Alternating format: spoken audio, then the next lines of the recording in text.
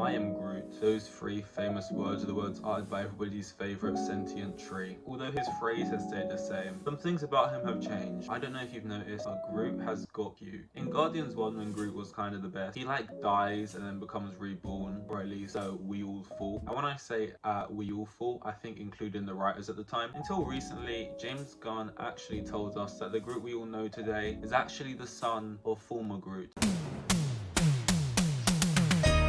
A lot of us thought it was sort of like a rebirth Phoenix kind of situation. No, that's his offspring, and he kind of tells us in a way as if this has always openly been the case and we should all know this, and we all do know this. He doesn't say it as if he's revealing information. He kind of just rattles it off you know, the sky's blue, you know, London's rainy, Groot is Groot's son, you know, basically in the way that Marvel writers always do. Because in Marvel there is no such thing as retcon. Marvel is always trying to convince us that everything has been planned from the beginning, there is never any plot holes, and everything has always been perfectly thought out. It's okay to retcon things, it's okay to change things for the better, and it's okay if they thought Groot would be better off being the son of Groot and they could do different, more creative things. Sure, maybe that's the case, but stop gaslighting me, Marvel. Groot in particular, I want to talk about largely real quick. Groot's went through a couple stages since being reborn. He was little and cute and people loved that, and he was kind of just prepubescent and annoying as fuck, and then now he's big and cute. Again, I'm just theorizing here, but you kind of want the decisions to be made in movies to be from a creative place, and the decisions made by the creatives, aka the writers and the directors. But I can't help but feel like this might be a decision made by the higher up and then just sort of painted over with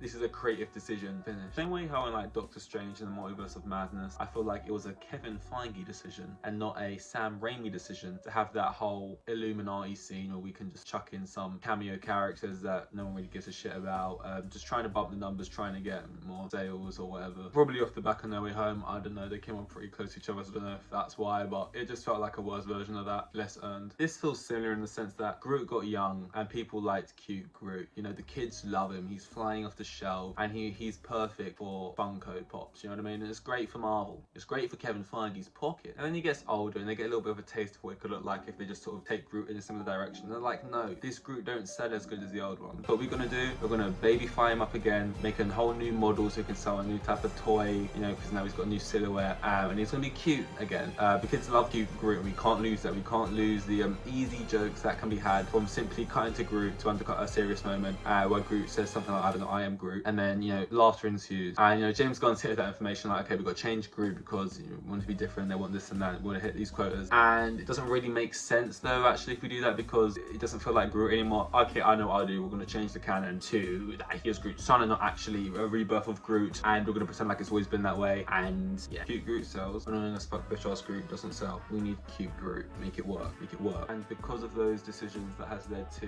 a new Groot looking like a grown man in a suit with a baby head. Something I might see at Disneyland. And I'm not really here to complain about the creative decisions or the aesthetic looks of Groot. Sure, you might like it, you might hate it. At the end of the day, it's a fictional character, and I'll live. Groot was never, okay, Groot was never the son of Groot. And you might tell me, well, we never said he wasn't the son of Groot. And you might say there was a bunch of things alluding to that, but you can't gaslight me, Marvel. I know that was the same Groot. And this isn't that serious, this isn't really a big issue that affects the creative process of the films. I mean, Marvel's got bigger issues like, you know, overworking their staff and not giving enough time to complete their project, thus bringing on a bunch of criticism to that staff's work, even though the final product of that work is not due to a lack of skill or effort from them, but just a lack of time given by the higher up. You know, they've got bigger issues going on.